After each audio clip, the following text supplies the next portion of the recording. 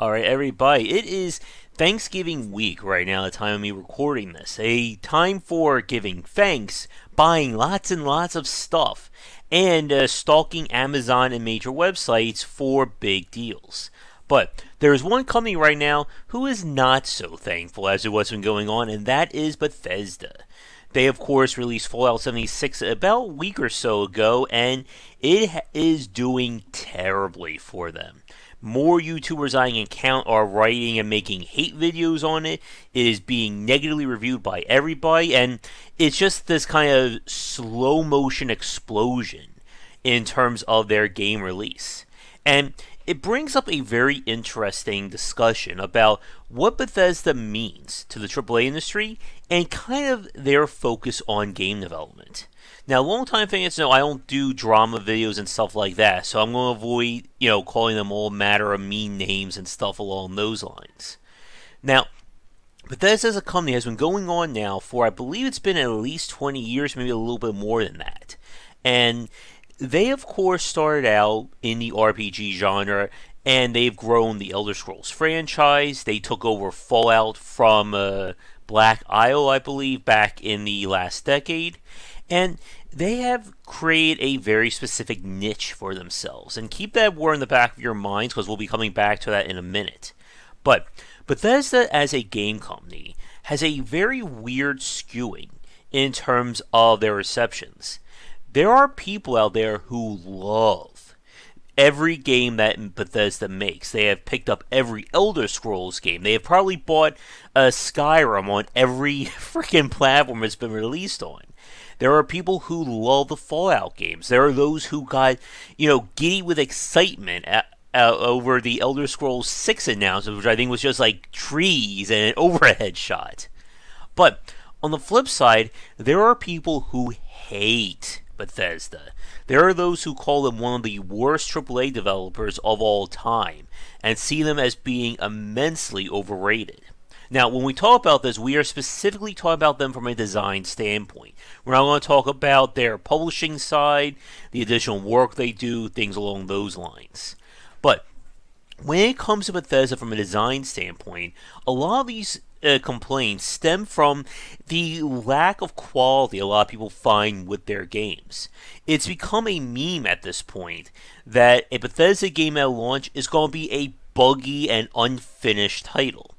And even Bethesda tried to make fun of themselves a few weeks before Fallout 76's, I think, open beta, saying, expect lots of nasty bugs and all that. And people joked until they found those nasty bugs that kept the game from being uninstalled. And I think some people got BSODs and all that other very fun stuff that you don't find in AAA games. And this is where these complaints come from. That if any other studio released a game with the same amount of bugs and the same amount of issues as Bethesda did, they would have their feet raked on over the coals for it. But Bethesda has been getting a free pass for the last decade due to the enormity of their game spaces. Again, you're not playing an Elder Scrolls game for 5 hours. That's basically just enough time to get you barely through the prelude. And the size of their games and just the amount of stuff in their game spaces has gotten people saying that, well, the games are too big to find all the bugs and all the issues. But that complaint is becoming more and more prevalent as the rest of the industry continues to grow and continues to really evolve their designs. You can see this with everything from how Breath of the Wild took Zelda in a brave new direction, the continued growth and spectacle of the Assassin's Creed franchise.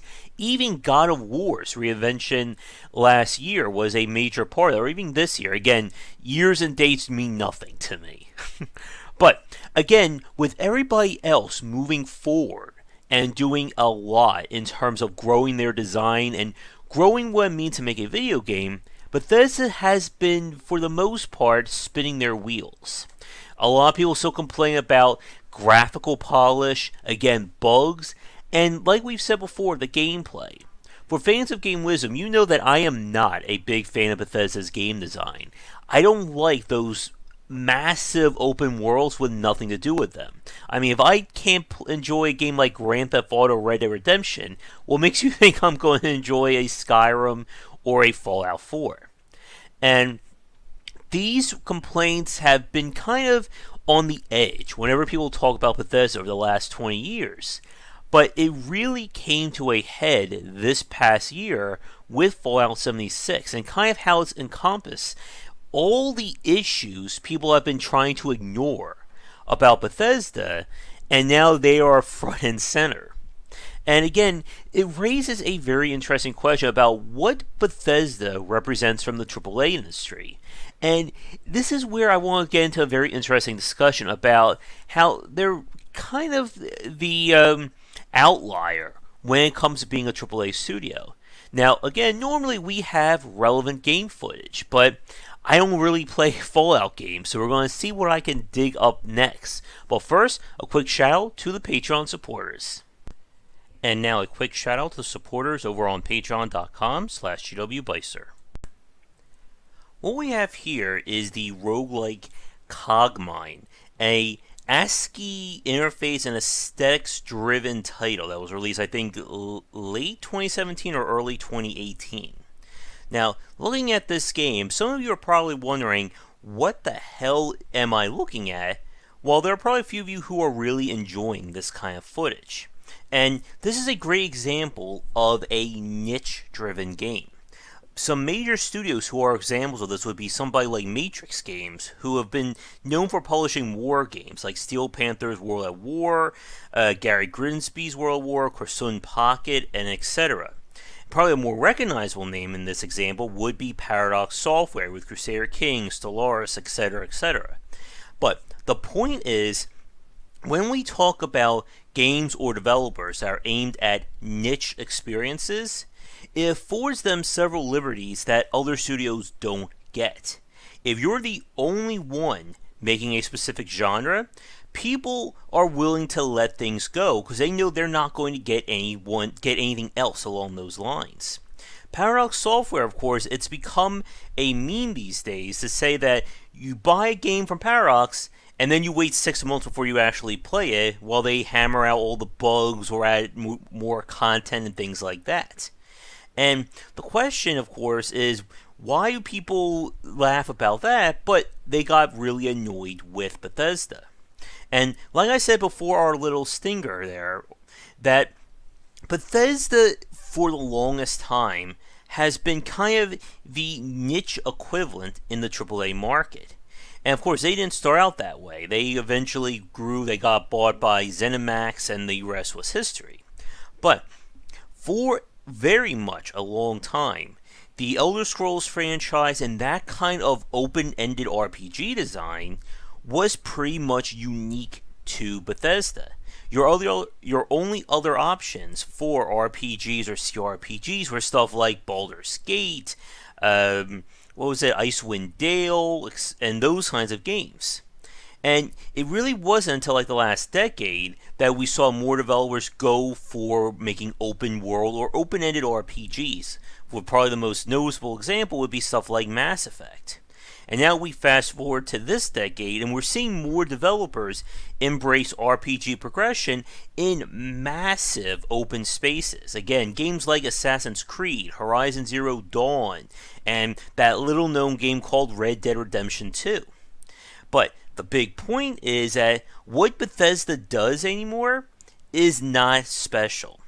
And like we said in the first part of this, many developers have not only caught up to Bethesda in terms of their design and their engine work, but have even gone past that in terms of creating new elements and trying to build new franchises. And like we've said, the price tag of a AAA game, it denotes a level of quality and professionalism. You're not spending, or most people are not expecting to spend $60 on a game that still needs 8 more months of development. And I think this is definitely a case where Bethesda's kind of lacks a performance or a reform when it comes to their design has finally caught up with them with Fallout 76. Because people don't want to buy a full price game and find game-breaking bugs. They don't want to buy a game that feels like it's missing a lot of content. And like we said, the expectation of the price value of the game is a major part, and maybe someone will come back to in another video. But to begin to wrap things up, I think this is going to be a very interesting point to see what Bethesda does next when it comes to their design. I have a feeling this is going to really influence what they're doing with, I'm assuming there's a Fallout 5 in the works, again, Elder Scrolls 6, and that science fiction game that we have no idea about, other than I think its title. Because I think what they've learned over these last few weeks is that the idea of having an open world RPG with not much to do in it is no longer going to be enough to sell their games. And whether or not they're going to be able to sink or swim remains to be seen. So, with that said, we're going to wrap things up here. For people watching this, again, I'm curious what your thoughts are on Bethesda. As I said earlier, there are people who love them, and there are a lot of people who hate them as a studio. And I think Fallout 76 is kind of, again, like that watershed moment for these thoughts. But thanks so much for watching. If you have an idea for a future video, let me know. And you'd like to get mentioned on our Patreon thank you page, be sure to check out patreon.com/GWBlazer. But that's it for now. Have a great rest of the night, and I'll see you all next time. If you're looking for another book about game design, be sure to check out my first title, 20 Essential Games to Study, out now. Thanks for watching the video. If you enjoyed things, be sure to do all the liking and subscribing that the kids are doing these days. Check out our Discord channel link down below where we hang out and chat game design. And come back later tonight for our regular streamings. But that's it. And tune in for more great content here and on Game Wisdom, where we examine the art and science of games.